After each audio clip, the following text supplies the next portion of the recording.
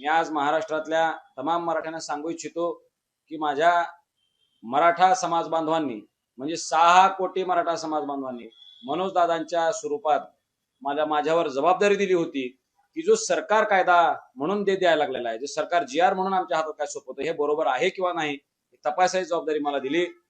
आणि त्यावेळेला मी हा विचार केला की समाजाचा विश्वास हा आपण कायम राखला पाहिजे. जर शासन फसवत असेल तर आपल्या नेतृत्वाला आपण ते खरं सांगितलं पाहिजे. म्हणून ते तपासून आम्ही घेतलं.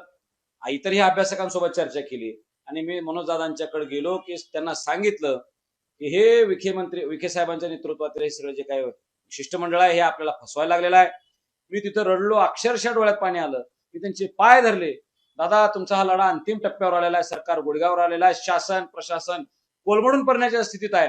आता थोडा धक्का लावल्यावर आपल्याला हे सगळं ऐकणार आहेत. पण दुर्दैव आहे माझं, कुठेतरी पुण्याही कमी पडले असेल. मी मनोज दादांना कन्व्हिन्स करू शकलो नाही.